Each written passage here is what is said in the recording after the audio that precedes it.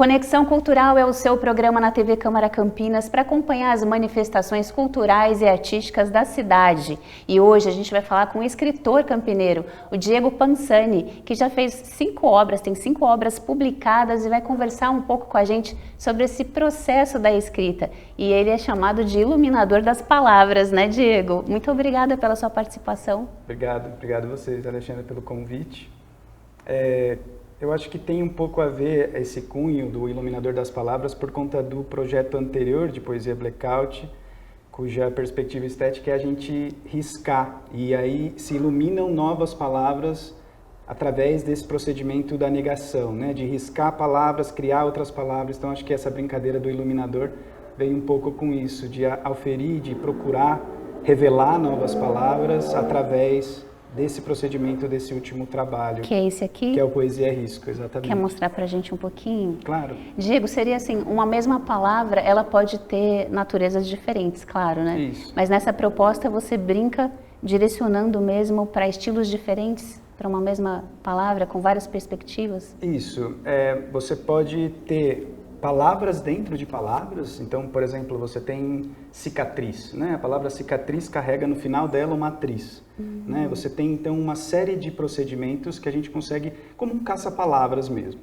Aqui, não é a célula unitária, não é a palavra só, mas é o verso também. Então, se a gente pegar um verso que a gente conhece, um poema que a gente conhece do Manuel Bandeira, por exemplo, o Passárgada, você tem ali aproximadamente 150 palavras e eu uso aqui, num dos poemas desse livro, 13, 14 palavras.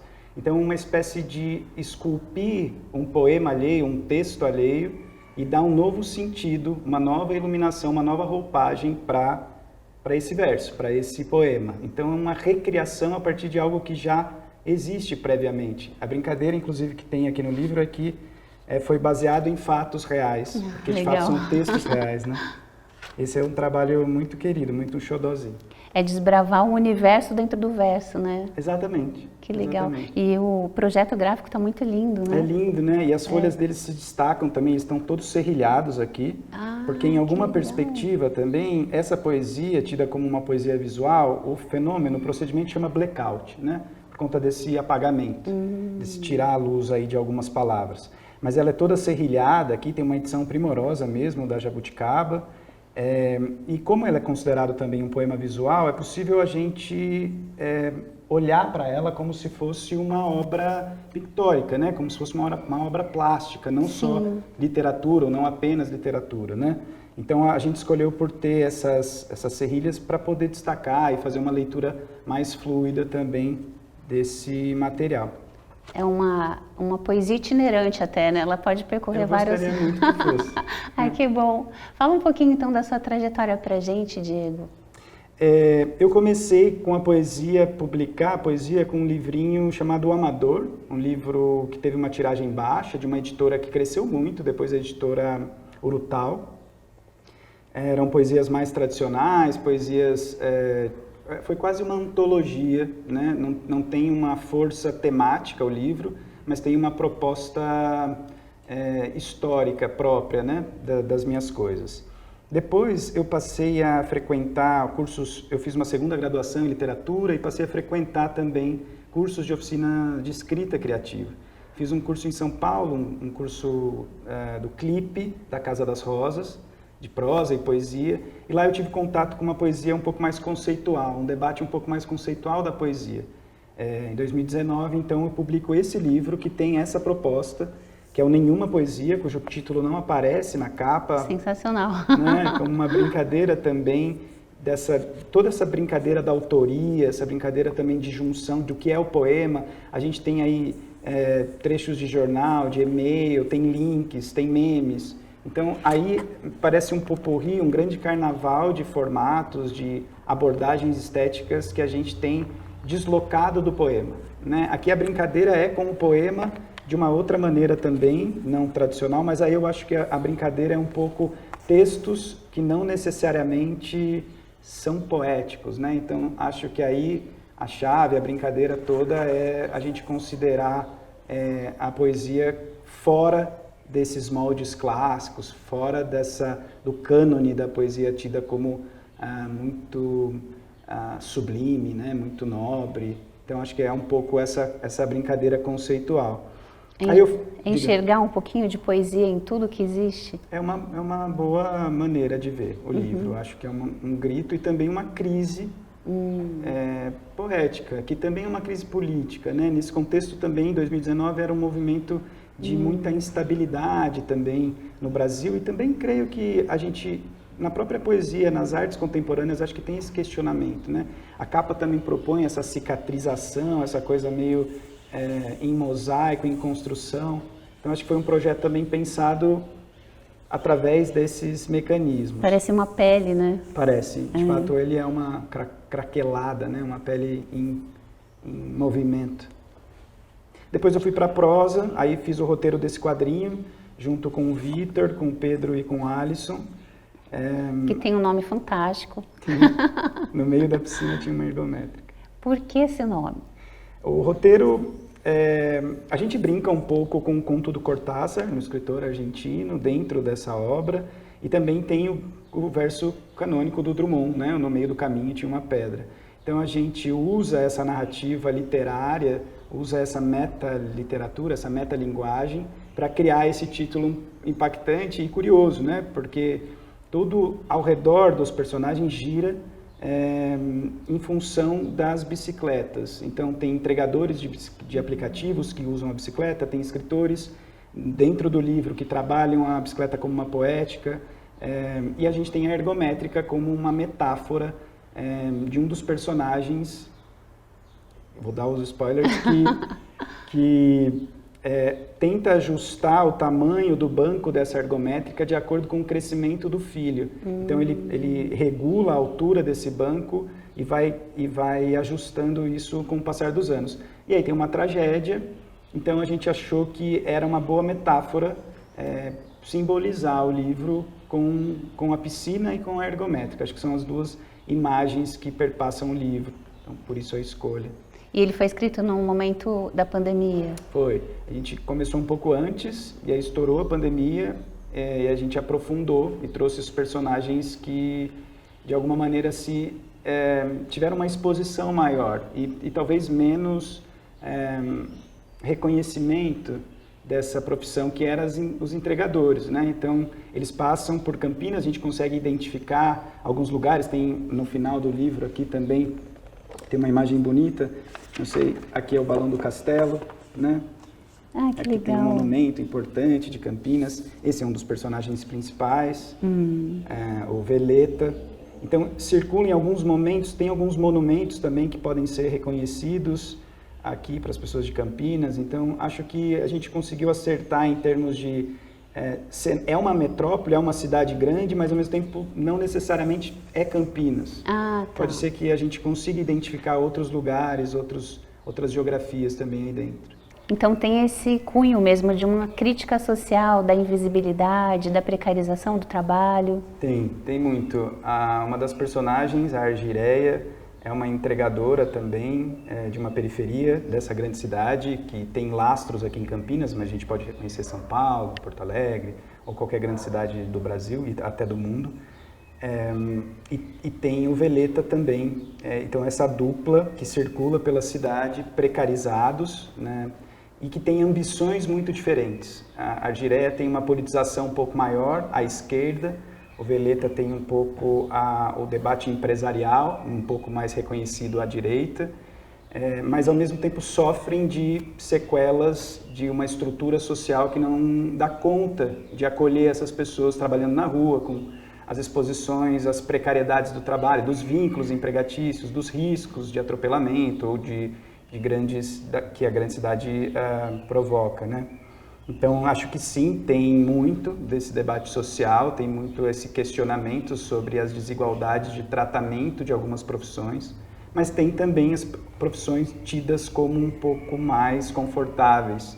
A de escritor, por exemplo, que em alguma medida tem uma abordagem também crítica desse escritor que está sempre no alto, sempre reverberando sentimentos muito individuais, de uma poética muito particular e não olhando para esse cenário coletivo, para esse cenário mais socializado, talvez. Então, eu acho que ele traz essas discussões, sim.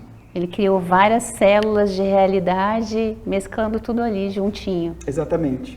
Além de realidades muito diferentes em termos de estrutura coletiva, social, temos histórias peculiares, particulares, muito diferentes também, né? Então a gente tem uma doutoranda, que é uma pessoa com cadeira de roda, que anda em cadeira de roda. A gente tem o Veleta também, que tem uma deficiência física.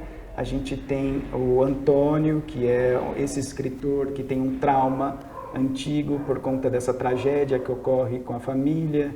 Então tem um lastro dele também com a Argentina, então por isso o Cortázar. Eu acho que o livro traz essa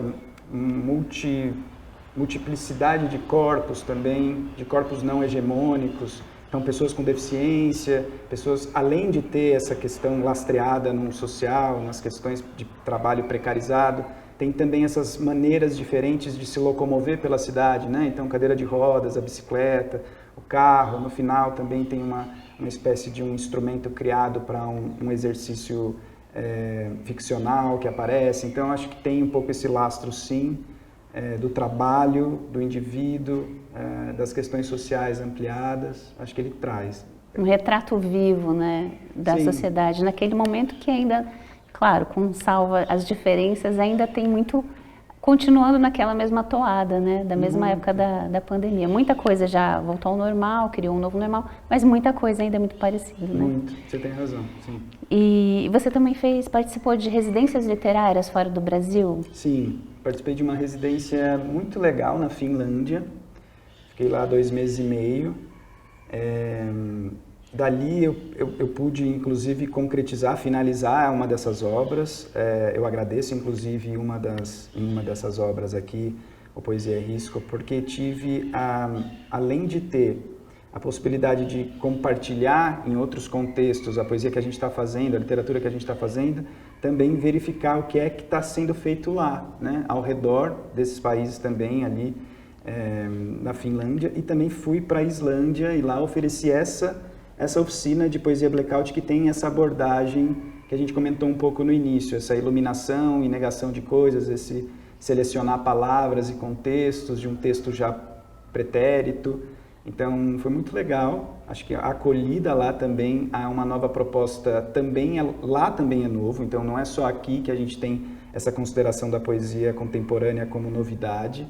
Então foi importante de verificar também que esses países, às vezes a gente fica num imaginário de que o Brasil está muito atrás do fazer poético ou do fazer literário, e eu acho que é o contrário, a gente está bem à frente de muitas questões poéticas, estéticas, mas também políticas. A gente traz discussões que o mundo todo está de olho, que o mundo todo está aprendendo junto. Não é só a gente ir aprender também, é a gente levar e trocar, né? Fazer essa troca. Sou um pouco arrogante, eu acho que tem essa coisa de ensinar e aprender junto nesse movimento, sabe? Uhum.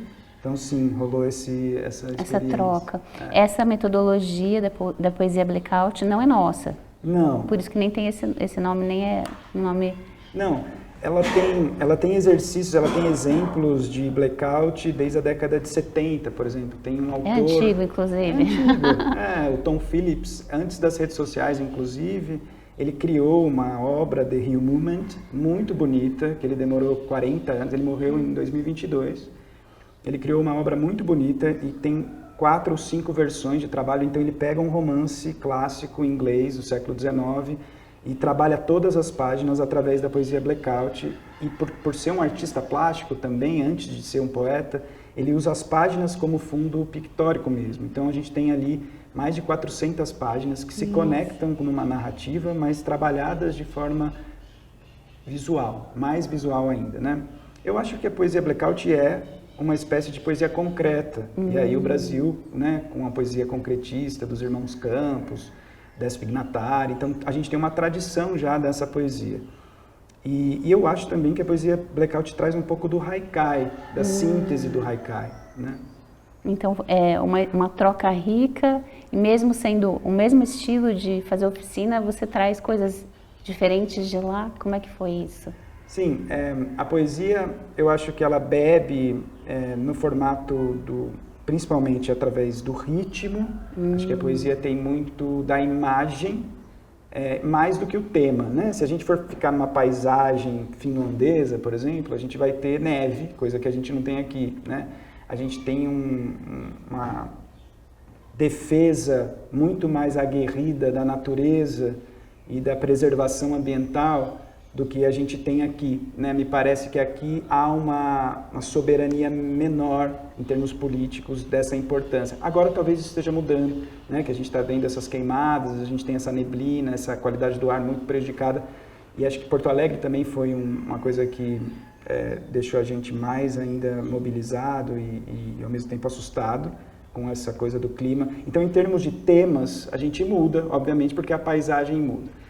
Mas, classicamente, eu acho que ritmo e imagem é o que mais eu percebi o diálogo entre essas. Se há uma universalidade, coisa que é questionável, eu acho que ela está no ritmo e ela está na imagem poética, né, que se cria para fazer poesia. É interessante, talvez isso esteja um pouco forjado até na linguagem, né, no idioma mesmo, Muito. né, porque o idioma ele impõe um certo ritmo, um certo intervalo, né? Sim. Eu não falo finlandês, tentei algumas coisinhas, mas a gente falava em inglês e nessa residência também tinha um mexicano, o Diego também, então a gente circulava pelo inglês e pelo português e pelo inglês.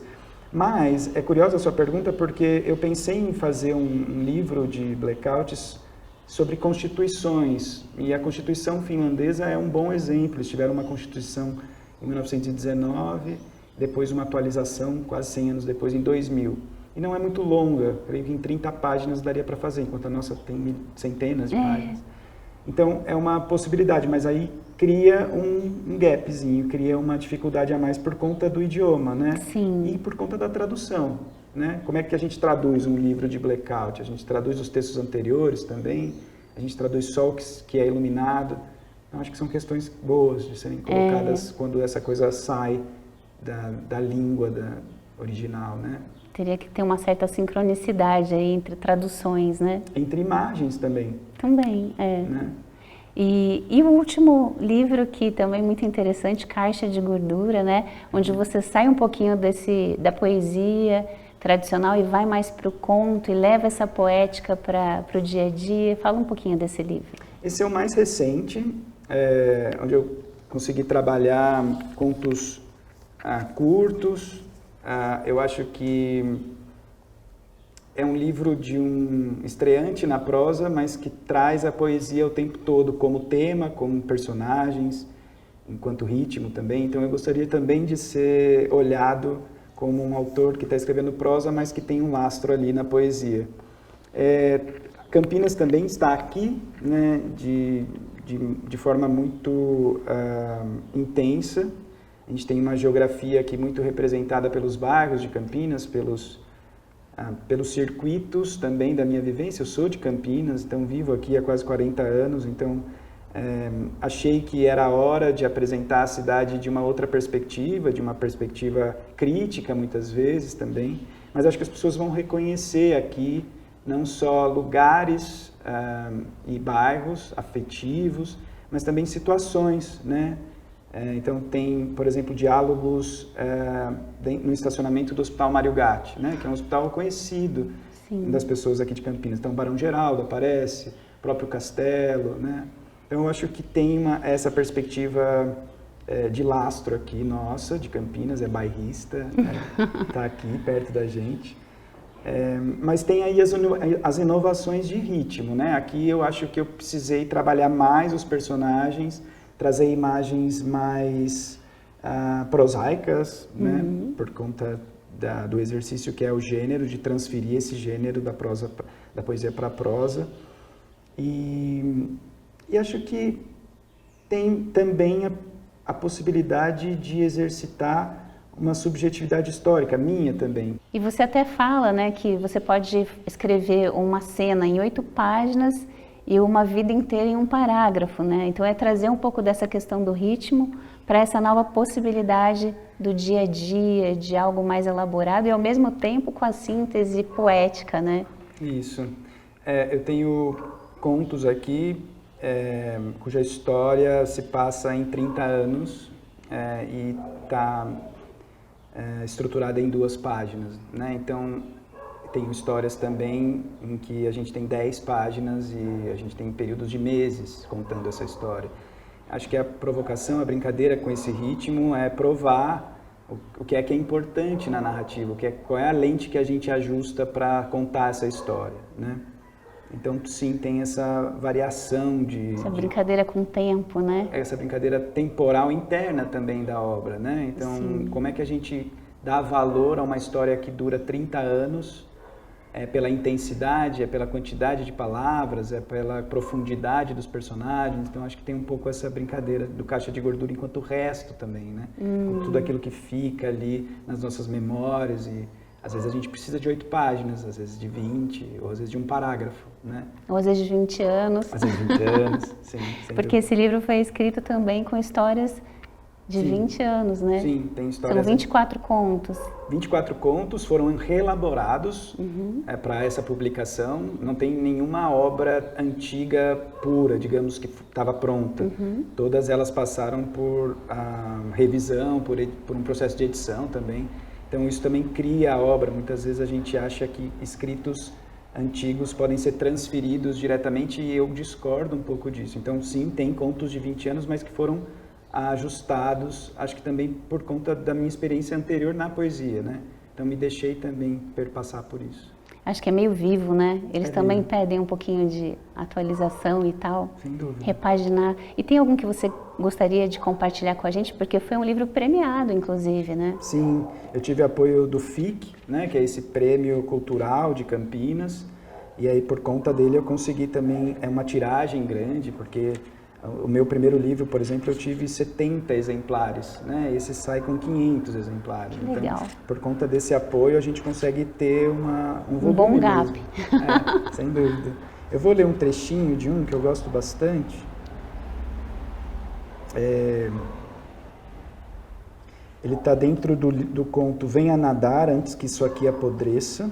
Quando eu tinha 21, recebi uma ligação do meu pai dizendo que havia sido atropelado. É uma boa desculpa para viver o mar, não acha? Nisso, eu tive que concordar com ele. Peguei um busão e no meio da tarde daquele mesmo dia estava num hospital público com paredes metade azul desbotado e metade branco encardido. E meu pai numa enfermaria quente com um ventilador de teto sem uma das pás. Ele fazia palavras cruzadas e me disse, assim que me aproximei do leito, o alemão mais temido do mundo, 9 letras. Alzheimer. Alzheimer, ele repetiu, contando os quadradinhos. Tá com dor? Olhei para o ventilador. Por conta de um osso esmagado? Continuei olhando para o ventilador. E agora? Metal mais valioso do mundo. Ouro? Não. Platina? Não. Nióbio? Não. Quantas letras? 5. Poema. Que lindo. É um diálogo que se passa num hospital, né? Então é um pouco improvável algumas coisas que a gente vive no hospital, mas também os poemas às vezes aparecem em lugares improváveis, né? Então eu gosto muito desse trecho do Caixa de Gordura. Eu falei onde está o conto, né? Falou que... Página 36, Venha nadar antes que isso aqui apodreça. Tá aqui. Muito lindo.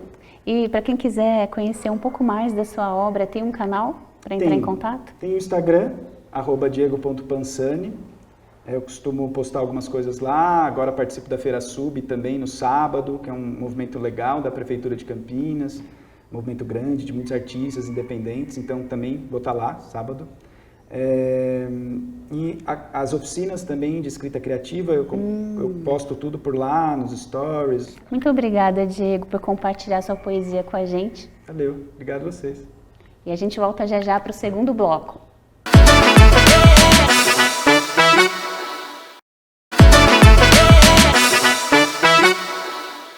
De volta para o segundo bloco do Conexão Cultural de hoje, sobre escritores campineiros. Agora a gente vai conversar com a Viviane de Paula, que é escritora, tradutora, revisora, performer, tem uma editora de livros tecnológicos e a gente vai saber como é que ela chegou nesse universo da escrita e perpetuou aí um trabalho já muito solidificado, com 2 publicações e muitos textos escritos em antologias.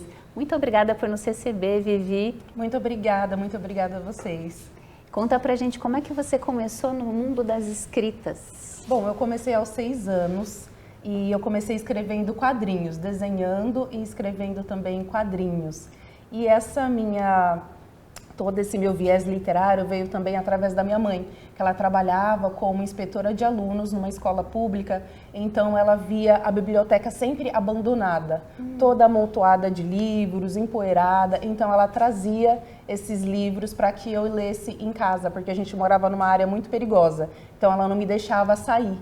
E para que eu passasse o meu tempo, ela trazia lápis de cor, papel sulfite, também esses livros da literatura clássica brasileira e também em inglês. Foi aí que surgiu esse meu interesse por línguas e também por literatura e as artes. Então a sua mãe tem um pezinho nessa carreira também. Sim. Aliás, tem os 2 pés, né? Sim, os 2 ali bem juntos. Queria dar vida para os livros, né? E nada melhor que um leitor para dar uma vida no livro, né? Verdade. Através da leitura. Com certeza. E aí você cursou letras? Sim, aí eu cursei letras, eu fui bolsista do ProUni, cursei letras na PUC Campinas e foi um ótimo assim início para mim, porque eu também me envolvi no núcleo de consciência negra da PUC, então eu comecei a ter mais consciência racial e do espaço que eu ocupava, não só na universidade, mas também no mundo. Vivi, e foi nesse momento então que você começou com as suas primeiras influências das escritoras que marcaram você aqui no Brasil?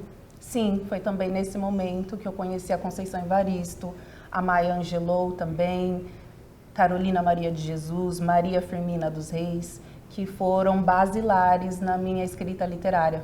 Foram te inspirando, né? Exatamente. Mas você também voou para fora, né? Como você disse, começou lá atrás com os livros de inglês que a sua mãe levava, mas isso te instigou a conhecer também a língua inglesa? Sim, porque eu comecei o aprendizado da língua inglesa e eu também queria viver essa imersão. E aí eu fui parar lá nas periferias de Nova York, no Harlem. Foi quando eu tive esse contato mesmo físico com as obras da Maya Angelou, principalmente, também da Audre Lorde, que foram essenciais também na minha formação. E existe uma conexão entre essa literatura negra norte-americana e brasileira? Existe. Eu acredito que são também 2 universos diferentes, porque o Brasil tem a sua formação específica, os Estados Unidos tem outra, mas tem questões que se coincidem também. Que se encontram, né? Exatamente. Assim como as poesias, né? Sim. E aí você foi um pouco mais para a poesia, mas a gente já vai falar sobre isso. Eu quero que você fale um pouco das antologias, né? Que você passou aí por vários estilos. Sim, a minha primeira antologia foi de terror.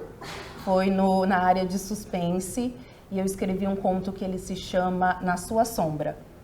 E o meu primeiro conto vencedor foi num concurso literário da PUC Campinas, que eu escrevi em homenagem ao meu finado pai. E esse conto ele teve um grande destaque na universidade e até o momento eu não compartilhava o que eu escrevia, eu só mantinha para mim.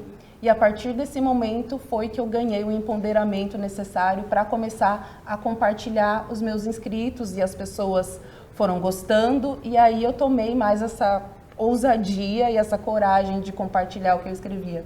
Então, o pai teve também uma participação nisso tudo, também. Né? Porque parece que até os escritos, eles querem ser vistos, né? Por mais que a gente às vezes goste de guardar, vai ter sempre alguém que se identifica com isso, né? Sim. E aí o seu primeiro livro foi sobre poemas, né? Sim, o meu primeiro livro foi o Flores Roxas, que ele foi publicado pela editora Patois em 2021 e conta a história de uma mulher negra que ela viaja, assim como eu, que sou nômade digital, adoro viajar. Ela viaja e ela se depara com várias questões de autoestima. Ela não se vê no cabelo, no corpo, ela passa por violência doméstica, crises de ansiedade, de autoestima. Uma realidade muito marcante também na pandemia, foi quando eu organizei esse livro. E eu escrevi esse livro para ajudar outras pessoas que também passam por essas situações, para ver uma luz no fim do túnel, porque eu acredito que a nossa vida é como se fosse uma semente. A gente precisa plantar, muitas vezes a gente não vê nada saindo ali daquela semente, e às vezes vem um pequeno caule tomando vida, vem uma tempestade e derruba tudo. todas as nossas folhas ali no chão e você precisa se recolocar sozinha, cada uma no seu lugar. E tem também o momento da colheita, o momento do florescimento, que eu acredito que é quando nós temos autoestima e autoconfiança suficiente para alcançar tudo que a gente deseja e tudo aquilo que a gente almeja. E todos os sonhos são vivências possíveis. Lindo. E ele é contado, inclusive, em poesia, né? Sim, e eu conto a história dessa personagem em forma de poemas, trazendo citações da Carolina Maria de Jesus, por exemplo, também da Maya Angelou. Então esse livro, ele meio que é uma imersão também no seu universo, né? Nas tuas referências, né? Sim. Que legal. Ele é de 2021, né? Esse é de 2021. E agora tem um mais fresquinho, em pouquinho tempo até, né? Já lançou outro que é o Ninguém Precisa de Asas. Nem toda divindade tem asas. Nem toda divindade tem asas. E conta um pouquinho dessa história pra gente. O Nem Toda Divindade Tem Asas, ele foi lançado recentemente pela editora Nauta, também de São Paulo. E nesse livro eu quis explorar uma outra vertente, porque eu não me considero apenas poeta, não apenas, mas não somente do gênero literário, da poesia, minha escrita transpassa outros gêneros literários, e eu quis explorar também um pouco disso nesse livro. E eu falo sobre mitologias africanas, indígenas também, e cada capítulo é inspirado numa deusa ou em um deus dessas mitologias. Também trago exercícios de escrita terapêutica, por exemplo, esse é um espaço literário. Abra numa página aleatória e na terceira linha tem uma mensagem para você não desistir hoje. Porque eu acredito que as pessoas, elas precisam também interagir com o livro. O livro não é um ser intocável, que você não pode dobrar, você não pode escrever nele. O livro é para essa interação. Então eu digo que esse livro, os diários são muito fofos. Esse livro, ele é para te sacudir e te balançar. Então deixe-o te afetar também. Que legal! É um convite, né? Sim, é um convite. Outro dia eu entrevistei um moço que é um leitor também, assim, frequenta os brechós em busca de bons livros, e ele fala que o livro ele tem uma verdade que te chama também. Você vai buscando uma coisa e de repente você é tomado por um livro que você nem sabia que existia, e aquilo pode mudar a sua vida, né? Com certeza. E você bebeu de muitas fontes, né? Viajou para o Egito, para onde mais para escrever esse livro? Para escrever esse livro, eu viajei para o Egito, para a Colômbia também, para o Chile. Também passei uma temporada na Mata Amazônica, mais especificamente convivendo com o povo Tupi-Guarani, para entender também esse tipo de mitologia. E eu acho que é muito importante essa escrevivência, não só um olhar afastado, mas um olhar que ele se faz vivente e ele se faz presente. Você escrever vendo e vivendo, que é um termo que a Conceição Evaristo criou, a escrevivência. Então eu uso muito como espelho também nas minhas escritas. Sensacional, escrevivência, né? Sim. E o que você sente que a mitologia trouxe para você enquanto uma psicologia do ser humano, né, que precisa ser projetada e precisa ser transcendida dessa realidade que a gente vive? A mitologia te trouxe algo mais assim que você pôde trazer para o seu dia a dia? Eu acredito que a mitologia é uma forma de manter as histórias. As histórias, elas precisam ser contadas, e a mitologia, ela traz esse aspecto de resgate também da ancestralidade. E esse livro, ele te mostra que você pode ser um deus, você pode ser uma deusa, uma pessoa que você encontra pelo seu caminho e te marca e te ajuda a atravessar correntezas, também pode ser uma deusa, um deus na sua vida.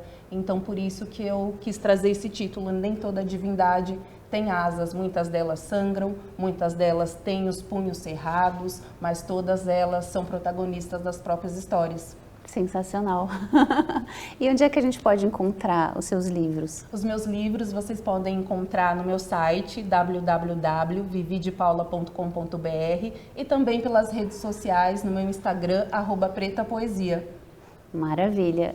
E agora a gente vai falar também de uma outra faceta, né, da Vivi, que é a performer, né?